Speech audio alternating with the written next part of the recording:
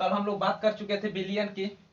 Billion क्या होता है उसके भाग की भी बात किए थे। जैसे हम लोग बात किए थे मोलालता, मोलारता, मोलारता, मोलालता, ठीक। उसके बाद इसको बोलते हैं मोलारिटी, इसको बोलते हैं मोलालिटी। दोनों में बात क्या किए थे। इसमें मोलारता में होता है प्रधानता किसको दी जाती है, इसको आयतन की प्रधानता दी जाती है। मोलालता में किसकी प्रधानता होती है, केजी यानी द्रव्यमान की प्रधानता होती है। अच्छा एक बात बताइए, हम कल बता चुके थे कि जो ताप है, ताप किसको प्रभावित करेगा, आयतन को या द्रव्यमान को। ताप प्रभावित हमेशा करता है आयतन को, द्रव्यमान को प्रभावित नहीं करता है। क्योंकि आप खुद ही आप एग्जाम्पल के तौर पर आप खुद ये कर सकते हैं कि यदि आप 1 लीटर आयतन लिक्विड चीज धूप में रख दीजिए और ये 1 लीटर 1 केजी कुछ सॉलिड चीज रख दीजिए धूप में, उसके बाद देखिए इसमें क्या होगा, इसमें कुछ डिफरेंस ज्यादा नहीं आएगा जबकि इसमें डिफरेंस आ जाएगा। तो इसके बारे में हम लोग कल बात कर चुके थे और इसके अंतर के बारे में बात कर चुके थे, डिफिनेशन के बारे में बात कर चुके थे। डिफिनेशन में क्या बात किए थे, डिफिनेशन में ये बात किए थे कि जो मोलालता है बिलियन की आयतन लीटर में या प्रति लीटर में उपस्थित विलेय की मात्रा को मोलारिटी कहते हैं। बिलियन का द्रव्यमान केजी में उपस्थित मोलों की संख्या को हम मोलालता कहते हैं। तो ये सब हम बात कर चुके थे। तो पढ़ने वाले फॉर्मालिटी, ठीक है। जैसे कि मैं आप सभी को बता दूं कि मेरा वीडियो तो रोज आ ही रहा है, प्रत्येक दिन 30 मिनट 40 मिनट या 50 मिनट ऐसे करके वीडियो आएगा। इसमें हो सकता है 10-15 में मेरा सिलेबस खत्म हो जाए। और मैं आप सबसे यही बोलना चाहता हूँ कि ये जो भी है अपना कॉपी और पेन लेकर बैठा कीजिए और मेरा नोट्स कोशिश करूंगा आप सभी के पास मेरा नोट्स हो जाए। कोई कोशिश कर रहा हूँ, जैसे कि मतलब कल हम किए थे तो अच्छा नहीं आ पाया था, रिकॉर्डिंग नहीं अच्छा हो पाई थी, सो मैं आज करूंगा या पिक में भेज दूंगा। और यदि आप लोगों को कोई प्रॉब्लम हो, जैसे मान लीजिए कुछ पूछना हो या कुछ समझ में नहीं आ रहा हो, तो आप लोग इस नंबर पर ये व्हाट्सएप कर सकते हैं और अपना क्वेश्चन का पिक सेंड कर सकते हैं, मैं उसका आंसर दे दूंगा। ठीक है, 93043184 सॉरी 9304013184 मेरा नंबर है। ठीक है, इस पर व्हाट्सएप नंबर कर सकते हैं लोग। मतलब कि व्हाट्सएप कोई क्वेश्चन समझ में नहीं आ रहा है तो उसको क्या कीजिएगा, आप लोग पिक करके मुझ पर सेंड कर दीजिएगा, मैं उसका सोल्यूशन सेंड कर दूंगा। ठीक है, तो मैं आज फॉर्मालिटी पढ़ाने वाला हूँ। तो आज फॉर्मालिटी के बारे में कुछ बात कर लीजिए। देखिए फॉर्मालिटी है क्या, एक प्रकार की, जैसे हम लोग मोलारिटी पढ़े थे ना मोलारता, तो एक प्रकार की वैसा ही एक फॉर्मालिटी भी है, ठीक सेम टू सेम वही। यानी कि मोलारता बोलिए फॉर्मालिटी बोलिए कुछ डिफरेंस पड़ने वाला नहीं है, बस अलग है तो कुछ शब्द को लेकर अलग है। यानी कुछ कंपाउंड ऐसी है जिसके लिए ये फॉर्मालिटी और मोलारता के बीच में ये अलगाव कर देती है। वो कंपाउंड क्या है जी, पहले उस कंपाउंड के बारे में बात करें। जैसे थोड़ा लिख देते हैं, किसके बारे में बात हो रही है, फॉर्मालिटी और नॉर्मालिटी के बारे में बात हो रही है। वो ज्यादा तेज बोल रहे हैं, स्लो बोलेंगे। जैसे फॉर्मालिटी के बारे में बात कर रहे हैं और ये मोलारता के बारे में बात कर रहे हैं। तो मोलारिटी, ठीक। आप सब थोड़ा शब्द के बारे में ध्यान दीजिए। फ्रॉम यानी कि सूत्र, थोड़ा ध्यान दीजिए। मोल यानी कि मोलरिटी यानी कि मोलिक्यूलर कंपाउंड, मोलिक्यूलर कंपाउंड आणविक यौगिक और ये आयनिक यौगिक।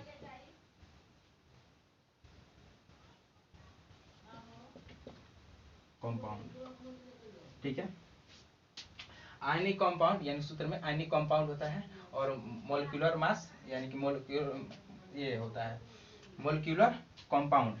तो मोलिक्यूलर कंपाउंड में हम ये देखेंगे कि जो मेरा आणविक यौगिक जो है, आणविक यौगिक क्या है और आयनिक यौगिक क्या है।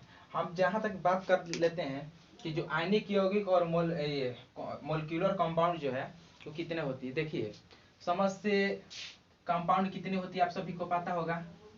कंपाउंड कितनी होती है, कंपाउंड 3 होती है। 3 में कौन कौन होती है, एक होती आयनिक कंपाउंड, दूसरी कोवैलेंट कंपाउंड, लिख देते हैं आयनिक कंपाउंड, दूसरी कोवैलेंट कंपाउंड, तीसरी कोऑर्डिनेशन कंपाउंड। ठीक है, तो हम 3 कंपाउंड होता है तो जिसमें दो को हम बोलते हैं क्या है, मोलिक्यूलर कंपाउंड। ठीक है, और एक के लिए होता है आयनिक कंपाउंड। तो आयनिक कंपाउंड क्या होता है, मोलिक्यूलर कंपाउंड क्या होता है, आज हम आप सबको बता देते हैं। ठीक है,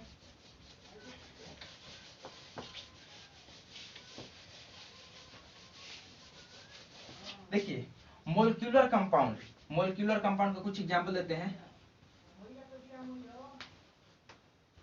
कंपाउंड, ठीक है, और यहाँ पर आयनिक कंपाउंड का कुछ एग्जांपल देते हैं।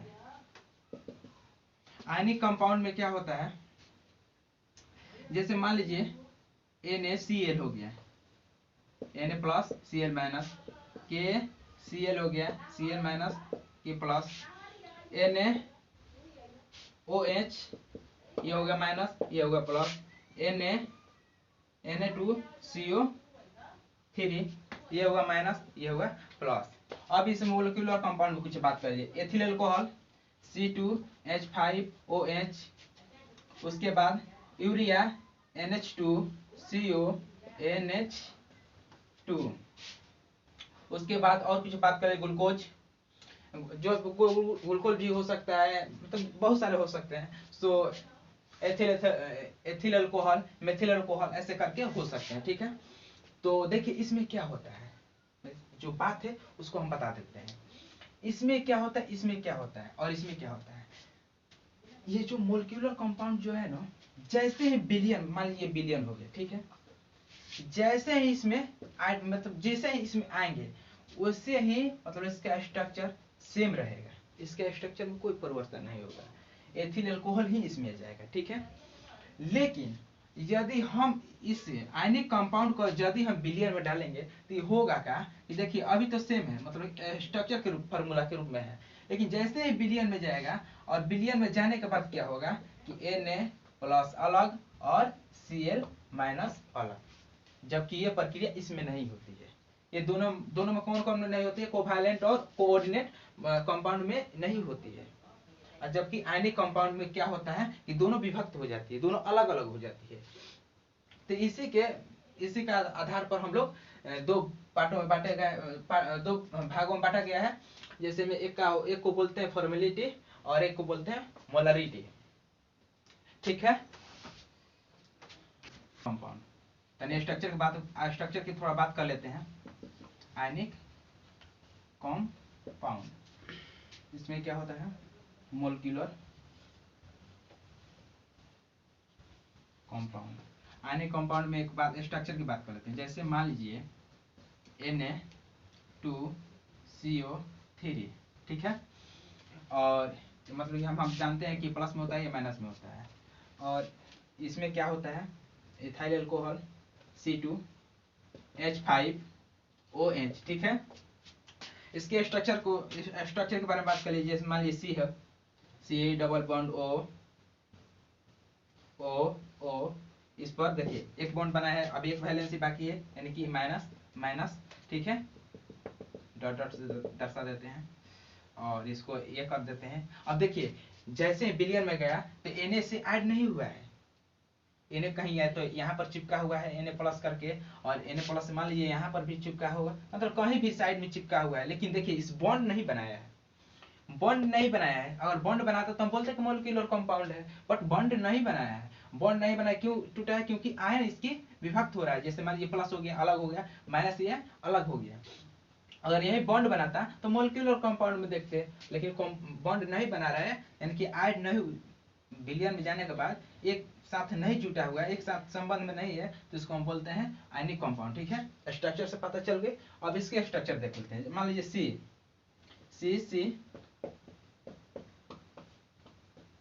ठीक है, या ऐसे भी दे सकते हैं, यहाँ पर भी H होता है, कहीं भी दे सकते हैं, H हो गया। अब देखिए C2 H5 एक 1 2 3 4 5 OH। देखिए इसमें क्या है, विभक्त हुआ है, कहीं भी नहीं हुआ है, जबकि इसमें हुआ है। सो इसके यही बात है कि उसको क्या बोलते हैं, फॉर्मेलिटी इसको बोलते हैं। फॉर्मेलिटी को यूज इसमें करते हैं, और जबकि हम लोग मोलरता के यूज किसमें करते हैं, मोलिक्यूलर कंपाउंड के लिए। हम उस टाइम लिखवा भी चुके होंगे कि जो मेरा मोलरता है इस पर डिपेंड करता है, मोलरिटी मोलिक्यूलर कंपाउंड पर। ठीक है, तो मोलिक्यूलर कंपाउंड आप समझ गए और आयनिक कंपाउंड समझ गए। तो अब आते हैं, बात करते हैं फॉर्मालिटी।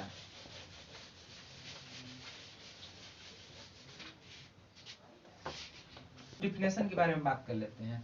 तो उसमें हम डिफिनेशन क्या बोले थे जी, उसमें बोले थे कि विलयन का आयतन लीटर में उपस्थित विलय की मोलों की संख्या को हम क्या बोलते हैं, मोलरिटी या मोलरता बोलते हैं। और इसमें मोलों की संख्या देखिए, वहां पर वर्ड पर ध्यान दीजिए, वहां पर बोले थे मोलों की संख्या, मोलों की संख्या,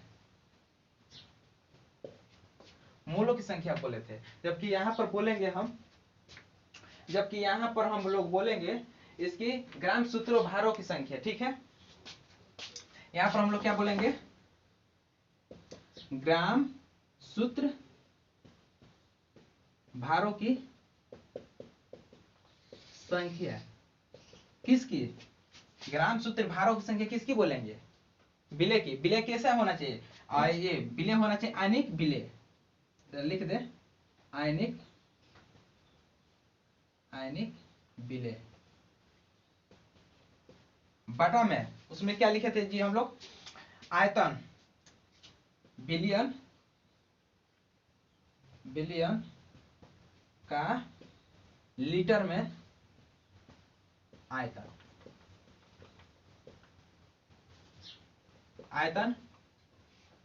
ठीक है, उसमें हम लोग लिखे थे बिलियन का लीटर में आयतन। अब यहाँ पर बात ध्यान में दिया, बात ध्यान में रखा जाए कि ग्राम सूत्र भारों की संख्या, ग्राम सूत्र भारों की संख्या हम क्या बोले थे। अब ग्राम सूत्र भारों यानी ग्राम। ठीक है, थोड़ा इसकी डिफिनेशन के बारे में बात कर लीजिए।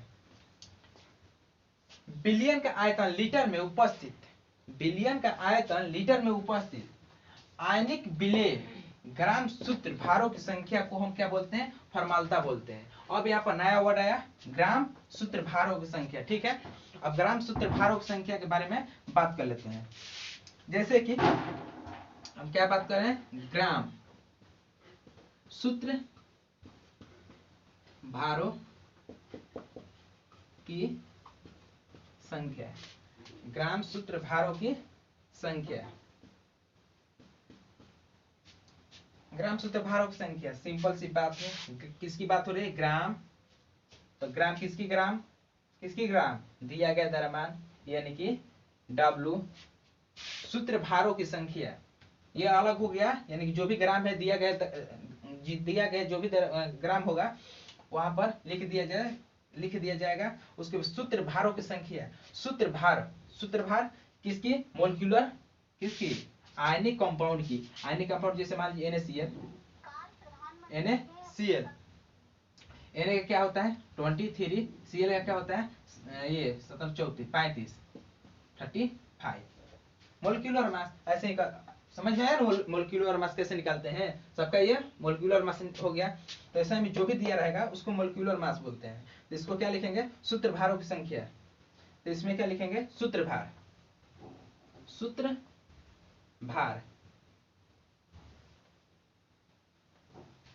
को हम ये भी बोल सकते हैं M। अच्छा ये बताइए, हम लोग विलय जब निकाले थे, विलय में मोलों की संख्या, मोलों की संख्या। अच्छा मोलों की संख्या निकाले थे तो उसमें हम लोग क्या दिए थे, दिया गया द्रव्यमान बटा में मोलिक्यूलर मास यानी कि N।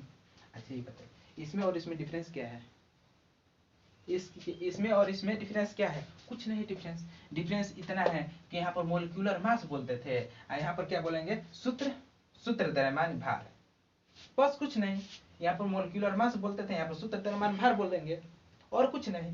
तो आप सभी को समझ में आ गया कि फॉर्मालिटी क्या है और ये मोलारता और फॉर्मालिटी में क्या डिफरेंशन है, क्या अंतर है, ये सबको समझ में आ गया होगा। सो आई होप कि आप सभी को समझ में आ गया होगा। आज हम लोग नया टॉपिक स्टार्ट हो गए, नॉर्मलिटी। ठीक है, तो नॉर्मलिटी के बारे में कुछ बात कर लिया जाए। एक्चुअली नॉर्मलिटी वही है जैसे सब पढ़ते हैं वैसा ही ये भी है, सेम टू सेम वही है। बस थोड़ा सा वर्ड की डिफरेंस है जिसको नया नया कुछ करके, लेकिन इसमें कुछ नया कुछ सीखने को मिलेगा। ठीक है, तो वह क्या हमको सीखने को मिलेगा? देखिए, प्रति लीटर में उपस्थित नॉर्मलता की डिफिनेशन बोल रहे हैं कि प्रति लीटर में उपस्थित ग्राम तुल्यांकी भारों की संख्या को हम नॉर्मलता कहते हैं। यानी कि आप डिफिनेशन की लिखना चाहेंगे तो लिख सकते हैं, प्रति लीटर में उपस्थित ग्राम तुल्यांकी भारों की संख्या को नॉर्मलता कहते हैं, नॉर्मलिटी कहते हैं। ठीक है, अब यहाँ पर एक नया शब्द है, ग्राम तुल्यांकी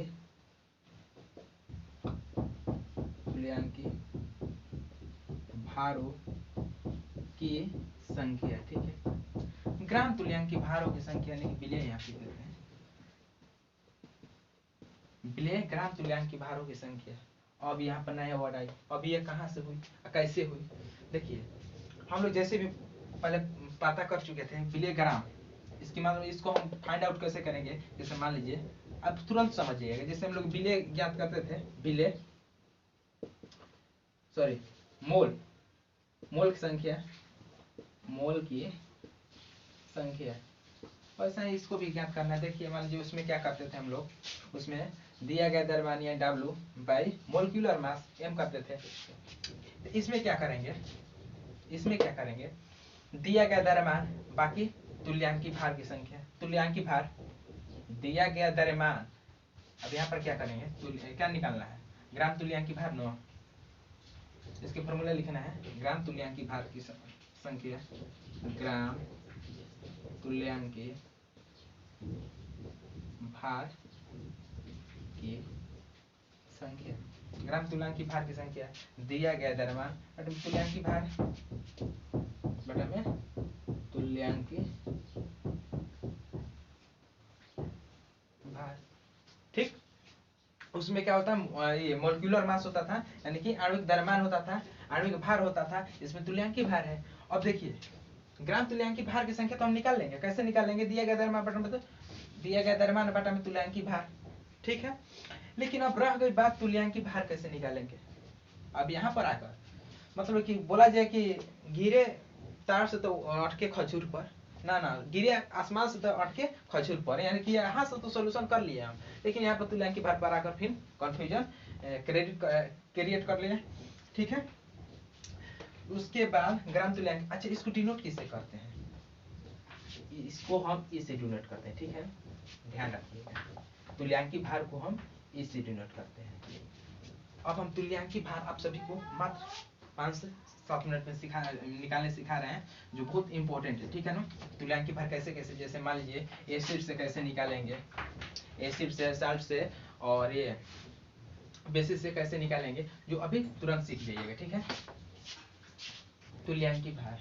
देखिए, आज मुझसे ज़्यादा हेजिटेशन हो रही है, सो ज़्यादा गड़बड़ाइएगा मत, थोड़ा मैनेज करके चलिएगा।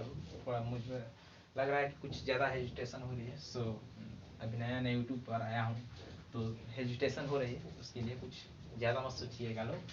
होते होते मतलब पढ़ाते पढ़ाते कुछ 2 4 5 10 दिन में सब ठीक हो जाएगा। उसके बाद हाँ, बात करते हैं तुल्यांकी भार की संख्या। ठीक है, तुल्यांकी भार, इसमें क्या होती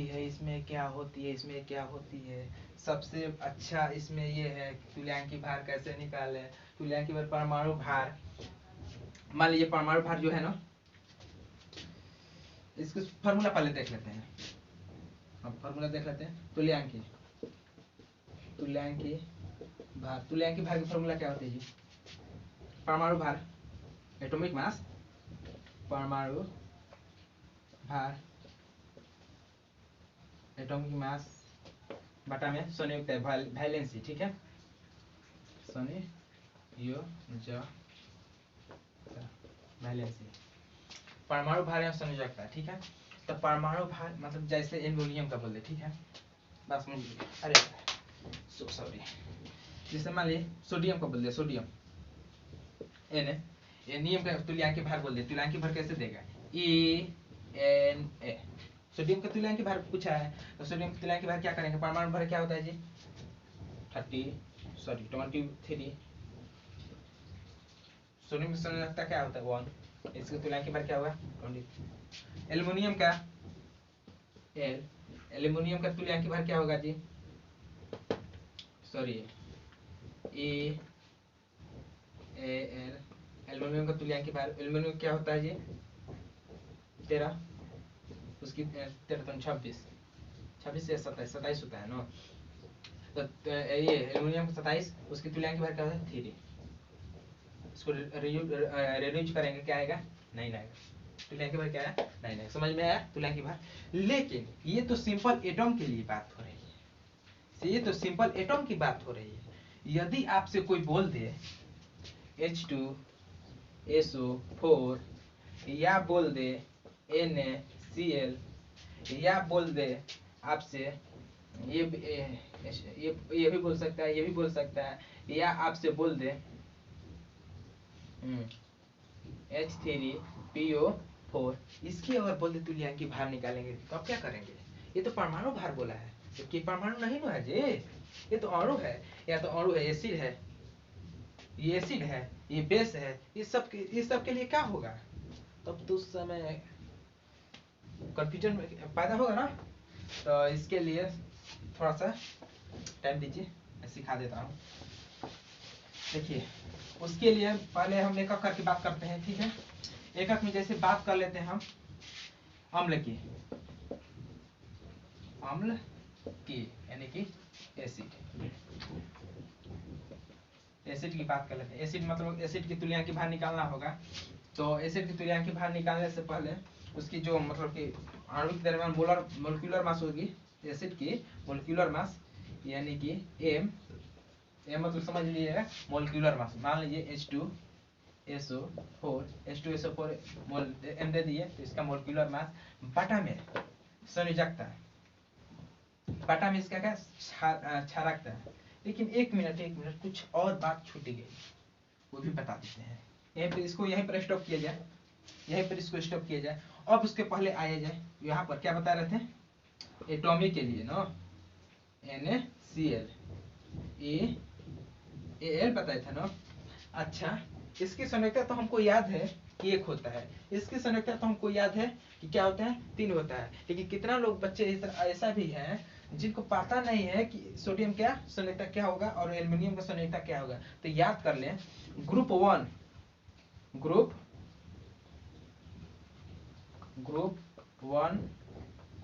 2 की संयोजकता होती है, इसकी होती है 1, इसकी होती है 2, ठीक है। यानी कि एस ब्लॉक की क्या संयोजकता होती है 1 और 2 प्लस की, ठीक है, प्लस और माइनस उससे डिफरेंस नहीं, संयोजकता हमेशा प्लस में होती है, माइनस में नहीं होती है, ठीक है।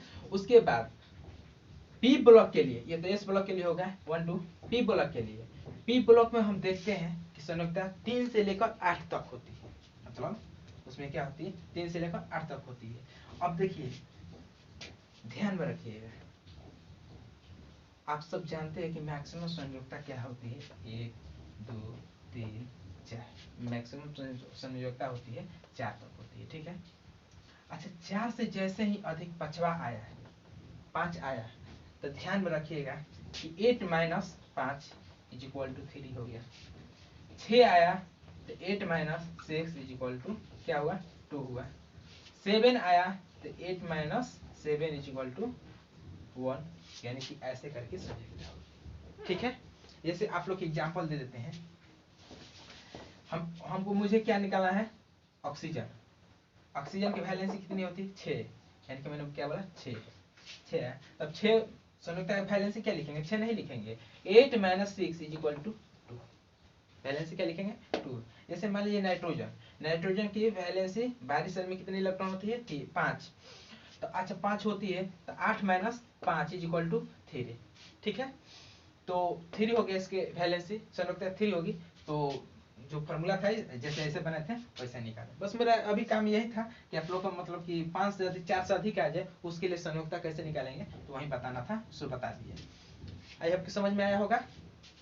अब बात करते हैं जहां पर थे वहां पर अम्लीयता है, क्षारीयता, ठीक है। मैंने क्या बोला, मोलिक्यूलर मास बटा में क्षारीयता। क्षारीयता किसे बोलते हैं, क्षारीयता। देखिए एसिड से H कितना विस्थापित हो, मैंने क्या बोला, एसिड जो है मान लीजिए क्या है, एसिड है, इससे H कितना विस्थापित हो सकता है, तो मैक्सिमम की बात है कि 2 हो सकता है। देखिए H2SO4 से H कितना विस्थापित होगा जी, कितना जा सकता है H प्लस H 2, यानी कि 2 से मल्टी करते हैं, इसकी क्षारीयता क्या होगी, 2 होगी। तो लिख देते हैं क्षारीयता इसकी 2 होगी, यहाँ पे लिख देते हैं क्षारीयता, ठीक है ना, ये गलती लिखा है, ऐसे होगा, ठीक है। तो और उसके बाद लिख देते हैं H3PO3, इसकी संयोजकता, सॉरी यहाँ पर 4 दे देते हैं, इसकी संयोजकता क्या होगी, इसकी संयोजकता 3 है ना, 3 H है ना, इसकी H 3 होगी, यानी कि इसकी क्षारीयता कितनी होगी, 3 होगी। अब रही बात, यही आपको मिल जाए H3PO3, तो फिर आप क्या करेंगे, उस टाइम आप क्या करेंगे, H3PO3, देखिए हम बोल रहे हैं कि इसकी संयोजकता कितनी होगी, 2 होगी, 2 है ना, 2H ये कर रही है। देखिए मैंने एक बात ध्यान में रख लीजिएगा, अम्लीयता से वही H विस्थापित यानी कि H प्लस वही विस्थापित माना जाएगा क्षारीयता, जिससे मतलब कि उसका साथी क्या हो, O हो, मतलब कि मिला जाकर OH हो, OH दोनों साथी है, इसमें H विस्थापित हो जाता है तो H प्लस हो जाता है, ऐसा रूप में होना चाहिए। तो आप लोग का ऐसे तो समझ में नहीं आने वाला है, सो मैं फिगर करके बनाता हूँ, ठीक है, फिगर के रूप में दिखाता हूँ, तीनों का फिगर बना देते हैं ताकि आप लोग को समझ में आ जाए। जैसे S हो गया जी, समझिएगा थोड़ा ज्यादा कठिन नहीं है, S हो गया, कितना 4 है, H है जी, सॉरी कितना O है, 4 है, लगा सकते हैं। अच्छा लेकिन एक और बात, इसकी वैलेंसी कितना होना चाहिए, इसकी 6 होना चाहिए, वैलेंसी इसकी 6 होती है। तो मान लीजिए O एक मिनट,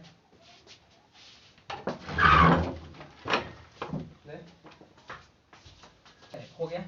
उसके बाद इसमें क्या है, देखिए H सब सॉलिड हो गया। अच्छा अब देखिए हम मैंने क्या बोला था, उसकी साथ ही OH होना चाहिए, OH विस्थापित कितना है, एक OH, ठीक है, यानी कि इसकी क्षारीयता क्या होगी, 2, ठीक। अब अगला आते हैं टॉपिक P 5 होती है इसकी संयोजकता, फास्फोरस की 5 होती है वैलेंसी, तो एक का डबल बॉन्ड हो जाएगा और 3 बचा है, तो H और H, ठीक है। तो देखिए 3 को है तो 3 इसकी क्षारीयता हो गई। अब देखते हैं H3PO4, इसको मिटा सकते हैं, अच्छा नहीं मिटाते हैं, चलिए इधर बात कर लेते हैं, कहीं यहीं पर बात कर लेते हैं। मान लीजिए P हो गया, P 5 होती है ना जी, एक पर डबल बॉन्ड O, एक H, ठीक है। उसके बाद देखें ये जो है इस पर एक H लगेगा और इस पर एक H लगेगा। अब देखिए यहाँ पर मजे की बात यहाँ पर सीखने को कुछ मिलेगा कि ये वाला जो H है, हाँ H तो है लेकिन O के साथ नहीं है, इसलिए क्षारीयता में गिनती नहीं होगा इसकी। जबकि ये H OH के साथ है तो ये विस्थापित होगा तो H प्लस क्षारीयता के रूप में काउंट होगा, ठीक है। तो इसमें और इसमें डिफरेंस समझ गए, अब कोई प्रॉब्लम नहीं होगी। अगर मान लीजिए कोई ये आपको समझ में नहीं आता है कि इसकी क्षारीयता क्या होगी, इसकी क्षारीयता क्या होगी, तो आप सिंपल सी बात है कि वहाँ पर स्ट्रक्चर बनाइए और स्ट्रक्चर में देख लीजिए काउंट कर लीजिए। इसलिए नहीं, क्योंकि यहाँ पर डबल बॉन्ड होता है और यहाँ डबल बॉन्ड नहीं होता है, यहाँ पर इसका 4 होता है, शायद हो जाता है इधर उधर, लेकिन यहाँ पर डबल बॉन्ड, यहाँ पर एक सिंगल बॉन्ड सब तो ठीक है। फास्फोरस 5 को वैलेंसी होता है, 2 को यहाँ पर, 3 को यहाँ पर, समझ में आ गया। तो आप सभी को यहाँ पर समझ में आ गया होगा। सो जैसे उस टाइम हम लोग बात किए थे अम्ल के बारे में, इस बार हम बात करते हैं क्षार के बारे में। उस टाइम हम लोग क्या देखे थे, डायरेक्ट यहाँ पर मोलिकुलर मास बोल दिए थे, इस बार हम लिख दिए हैं, कोई बात नहीं, सॉरी। तो इसमें अम्ल क्षार है ना जी, तो वहां पर केवल अम्ल होता है, यही ना है, बात वही है। अम्ल का अणुभार या क्षार का अणुभार या मोलिकुलर मास, ठीक है। तो उसके बाद देखिए अम्लीयता, और उसमें क्या था, क्षारीयता, यानी कि क्षार की बात कर रहे हैं तो अम्लीयता की बात हो रही है, और उसमें अम्ल की तुलना की भार की बात कर रहे थे तो क्षारीयता की बात हो रही थी। यहाँ पर वर्ड पर ध्यान दीजिएगा। अब रही बात अम्लीयता किसे बोलते हैं, क्षारीयता तो समझ गए कि जिससे मतलब कोई वैसा साथी जो H हो और जिससे H क्या हो, विस्थापित हो, H प्लस विस्थापित हो। मैंने क्या बोला कि साथी OH हो, H प्लस विस्थापित हो, उसे हम बोलते हैं क्षारीयता। जितनी H विस्थापित होती है O को छोड़ती है, उसे हम उतना ही क्षारीयता बोलते हैं। मतलब दो H विस्थापित हुए तो क्षारीयता 2 हो गई।